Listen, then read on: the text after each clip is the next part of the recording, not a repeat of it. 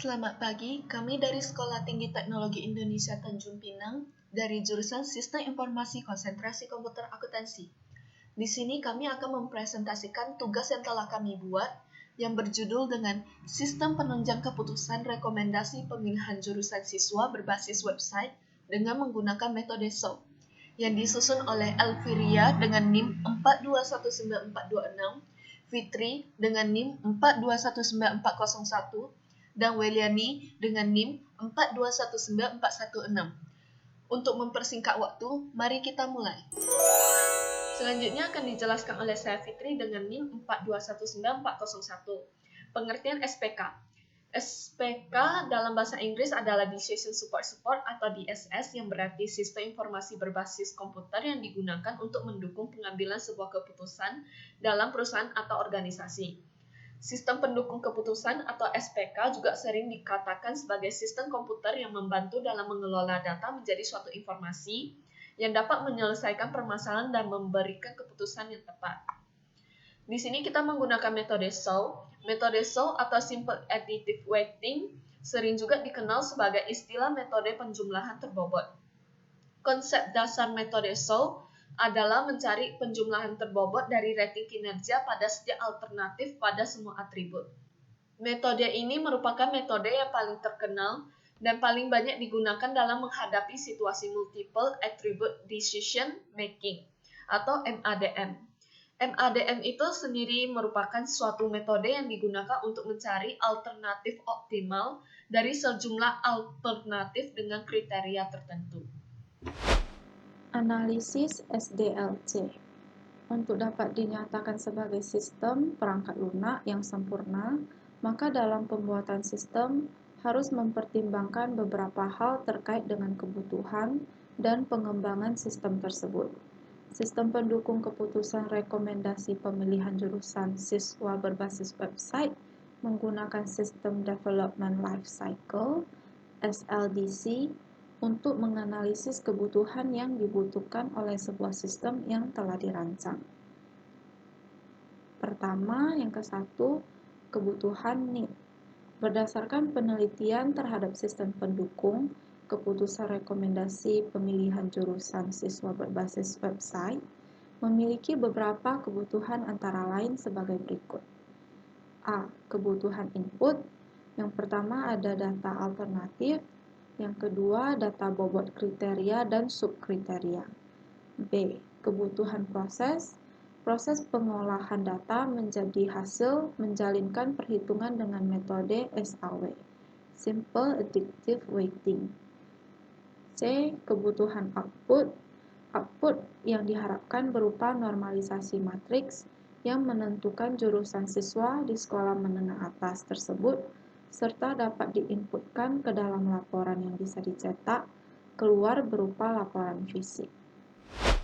Selanjutnya akan dijelaskan oleh saya Fitri dengan NIM 4219401. Poin kedua yaitu perencanaan atau planning. Pada tahap perencanaan, developer akan membuat rencana untuk proyek yang akan datang dengan membuat garis besarnya sebuah program untuk menentukan masalah dan ruang lingkup program serta menentukan tujuan program. Poin ketiga yaitu analisis. Pada tahap analisis, developer akan mengumpulkan semua kebutuhan yang spesifik untuk menentukan ide pertama untuk prototyping, menentukan kebutuhan perangkat dan juga jaringan yang akan digunakan. Pada sistem pendukung keputusan tersebut, menggunakan perangkat keras berupa laptop untuk menginput data dan printer untuk mencetak laporan fisik. Berikut ini dengan saya, Weliani, akan menjelaskan poin keempat dan kelima. Poin keempat, desain. Pada tahap desain ini menentukan kebutuhan untuk tahap pengembang utama yang menentukan garis besar paling pertama, yang seperti bahasa pemrograman yang digunakan adalah Codeiner. Nah, kemudian perancangan tampilan antarmuka, user interface. Pada tahap ini itu harus menentukan bagaimana desainnya itu yang bisa membuat pengguna gampang menggunakannya. Lalu yang ketiga itu aplikasi basis data yang digunakan. Karena di pemasaran itu banyak banget aplikasi basis data yang digunakan di sini itu yang XMPP. Lalu yang kelima, implementasi.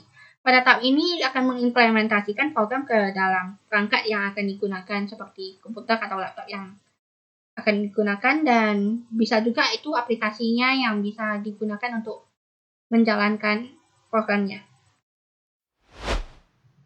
Selanjutnya saya akan menjelaskan komponen SPK, yaitu manajemen basis data. Pada sistem yang kita pilih yaitu sistem penunjang keputusan rekomendasi pemilihan jurusan siswa berbasis website dengan menggunakan metode SAL. Nama database tersebut adalah SPK dan terdiri dari 14 tabel. Yang pertama yaitu akses menu user yang di dalamnya terdiri dari ID, role ID, dan ID menu. Primary key-nya adalah ID. Kemudian nama tabel kedua yaitu cetak, terdiri dari ID, ID siswa, ID jurusan, nama jurusan, nomor daftar, nama siswa, asal sekolah, alamat, dan total. Primary key-nya ada pada ID. Kemudian data siswa, terdiri dari ID siswa, nomor daftar, nama siswa, jenis kelamin, asal sekolah, alamat. Primary key-nya terletak pada ID siswa. Tabel selanjutnya yaitu jurusan. Di dalamnya terdapat dari ID jurusan dan nama jurusan. Primary key-nya terletak pada ID jurusan. Tabel selanjutnya yaitu konversi nilai. Di dalamnya terdiri dari ID, ID siswa, ID jurusan, C1, C2, C3, C4, C5, C6, C7, dan C8. Primary key-nya terletak pada ID. Tabel selanjutnya yaitu kriteria. Di dalamnya terdapat ID, kode kriteria, nama kriteria, atribut kriteria, bobot kriteria. Primary key-nya terletak pada ID. Tabel selanjutnya yaitu laporan. Di dalamnya terdiri dari ID, ID siswa, ID jurusan, nomor daftar, nama siswa, asal sekolah, alamat, dan total. Primary key-nya terletak pada ID. Tabel selanjutnya yaitu menu user. Di dalamnya ada dua yaitu ID dan menu. Primary key-nya terletak pada ID. Tabel selanjutnya ada nilai, yang di dalamnya terdiri dari ID nilai, ID siswa, C1, C2, C3, C4, C5, C6, C7, dan C8. Primary key-nya terletak pada ID nilai. Tabel selanjutnya yaitu nilai jurusan. Di dalamnya terdapat ID, ID siswa, ID jurusan, C1, C2, C3, C4, C5, C6, C7, dan C8. Primary key-nya terletak pada ID. Tabel selanjutnya yaitu normalisasi, yang di dalamnya terdapat ID, ID siswa, ID jurusan, C1, C2, C3, C4, C5, C6, C7, dan C8. Primary key-nya terletak pada ID. Kemudian tabel selanjutnya adalah role. Di dalamnya terdapat dua data yaitu ID dan role. Primary key-nya terletak pada ID. Tabel selanjutnya yaitu submenu user. Di dalamnya terdapat ID, menu ID, title, URL, icon, dan is active. Primary key-nya terletak pada ID. Tabel selanjutnya adalah nama tabel user, yang di dalamnya terdapat ID, nama, email, image, password, role ID, is active, data created, dan primary key-nya adalah ID. Berikut ini saya akan menjelaskan manajemen penyelenggara dialog pada sistem pendukung keputusan pemilihan jurusan pada SMK Negeri 1 Seryeket. Pada awalnya itu di sini ada tampilan home-nya. Ini ada dua pilihan, ada hitungan nilai siswa dan download hasil. Kemudian di sini ada kriteria sistemnya. Ada 4 nilai ujian nasional, itu ada bahasa Indonesia, bahasa Inggris, matematika, dan IPA. Kemudian sini ada nilai tes tulis, nilai tes fisik, nilai tes wawancara, dan nilai tes psikologi. Ini kriteria ini akan diperhitungkan untuk menentukan jurusan. Pada awalnya kita masuk ke hitung nilai siswa. Kita masukkan dulu ke halaman admin.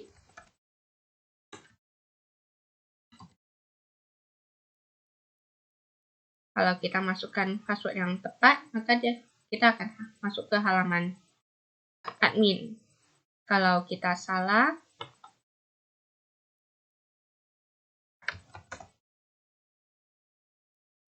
maka akan muncul hasil. Jadi, dapat notif ini, password salah. Jadi, kita masuk dulu ke halaman yang tadi sudah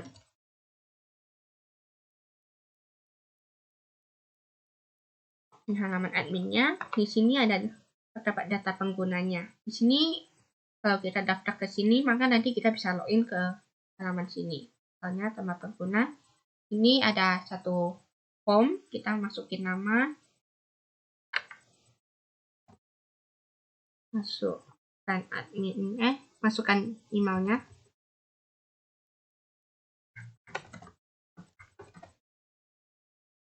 Lalu sini pilih tanggal lahir. Lalu di sini ada pilih role-nya, bisa mau masuk jadi admin atau ke member. Di sini saya masukkan ke halaman member kalau sedangkan aktifnya, dan ini bisa untuk foto. Jadi saya akan memilihkan sebuah foto dulu, misalnya sebagai ini. Kalau ditambah, maka akan tambah Wina. Ini usernya.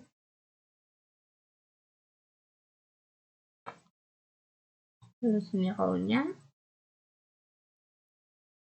masuk menunya. Lalu di sini saya juga bisa ganti password.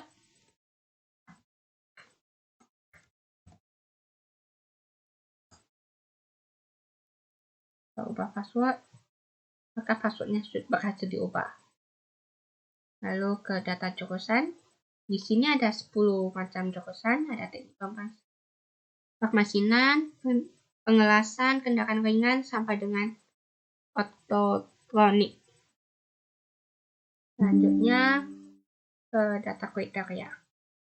Ini kita harus isi nilai matematika, nilai IPA, nilai bahasa Indonesia, bahasa Inggris, nilai tes fisik, nilai tes psikologi, nilai tes wawancara, dan tes tulis. Yang ini kita nanti masukinnya di halaman ke akun yang lain. Misalnya pada ini.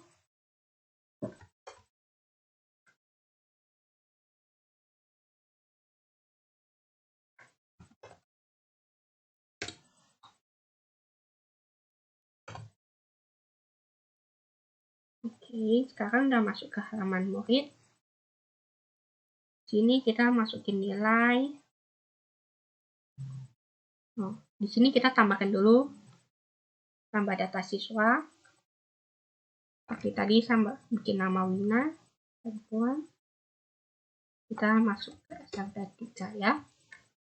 Kemudian alamatnya saya masukin terserah. Ini datanya sudah masuk. Kemudian pada nilai siswa, sini kan sekarang Wina masih belum ada nilai. Saya akan masukkan nilai MTK-nya 170, 75 aja karena belum coba. Ini ada 190,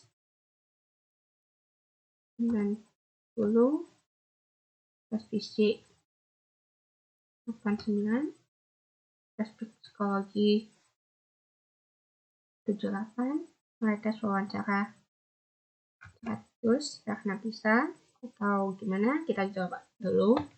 Tes tertulis 100 tambah. Ini nilainya sudah muncul.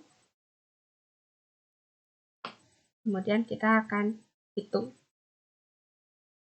normalisasi. Ini matriks cocokannya, normalisasi, matriks preferensi. Oke, selesai. Kita input ke laporan. Maka di laporan sudah ada nilainya. Dan sudah ditentukan jurusannya.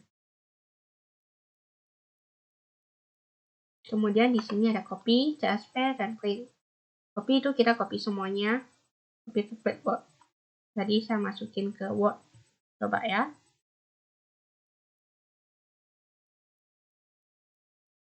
Jadi sini udah langsung ada nilai-nilainya. Oke. Untuk menghemat waktu, kita langsung mulai kembali ke sini. Lalu yang CSV ini nanti akan muncul ke dalam file Excel. Ya. Kemudian untuk print, dia langsung menghasilkan nilai ini. Dia dan nilainya ada frame-nya. Oke. 3. Model base. Komponen model merepresentasikan terkait permasalahan ke dalam format data kuantitatif yang di dalamnya terdiri dari tujuan permasalahan, komponen batasan constraint, dan hal terkait lainnya. Model base sangat memungkinkan untuk menganalisa permasalahan secara utuh dan mengembangkannya menjadi solusi yang terbaik. A. Ada activity diagram admin. Yang pertama, activity login admin. Yang pertama, admin membuka link form login yang telah disediakan. Sistem menampilkan form login. Admin menginput email dan password. Sistem memvalidasi apakah betul atau tidak. Jika tidak, balik lagi ke penginputan email dan password. Jika betul, tampil menu utama. Yang kedua, activity data pengguna. Admin klik menu data siswa, sistem menampilkan menu data siswa. Admin menginput data siswa, klik tambah, sistem menampilkan data siswa yang telah diinput. Admin dapat mengedit data siswa dan klik tambah, sistem menampilkan data siswa yang telah diedit. Admin dapat juga menghapus data siswa dan klik tambah, maka sistem akan menampilkan data siswa yang telah dihapus. Activity data member yang ketiga. Admin klik edit profil, sistem akan menampilkan menu profil user. Admin dapat mengedit, mengubah, dan sistem akan menampilkan editan dan perubahan yang telah dilakukan admin. Yang keempat, ada activity data jurusan. Admin klik menu data jurusan, sistem menampilkan menu data jurusan. Yang kelima, activity data kriteria. Admin klik menu data kriteria, sistem menampilkan menu data kriteria. B. Ada sequence diagram untuk admin, sequence diagram login. Di sini admin, link form login, tampilan login, ada input email dan password, login belum berhasil. Ini untuk validasinya, balik lagi jika belum berhasil. Ada tampilan menu utama. Yang kedua, ada sequence diagram data pengguna. Admin menginput data pengguna, mengedit data pengguna, dan menghapus data pengguna. Sistem atau menu utama menampilkan data pengguna yang telah diinput, data pengguna yang telah diedit, dan data pengguna yang telah dihapus. Yang ketiga, sequence diagram data member. Admin mengedit data member, mengubah data member. Sistem menampilkan data member yang telah diedit dan diubah. Sequence diagram jurusan. Admin menampilkan menu data jurusan. Sequence diagram kriteria. Sistem menampilkan menu data kriteria. C. Ada activity diagram siswa, activity diagram login. Siswa membuka link form login yang telah disediakan. Sistem menampilkan form login. Siswa menginput email dan password. Sistem memvalidasi apakah betul email dan passwordnya. Jika tidak, balik lagi ke penginputan email dan password. Jika betul, akan tampil menu utama. Activity diagram data. Data siswa. Siswa mengklik menu data siswa. Sistem menampilkan menu data siswa. Siswa menginput data siswa, klik tambah, maka sistem akan menampilkan data siswa yang telah diinput. Sama juga untuk mengedit dan menghapus data. Activity diagram nilai. Siswa mengklik menu nilai siswa, maka sistem akan menampilkan menu nilai siswa. Siswa menginput nilai siswa, klik tambah, sistem menampilkan nilai siswa yang telah diinput. Seterusnya, siswa menambahkan nilai siswa yang telah diinput ke dalam laporan atau mencetak laporan. Maka sistem akan mengeluarkan laporan nilai siswa yang telah diinput. Sama juga untuk mengedit dan menghapus. Sequence diagram siswa.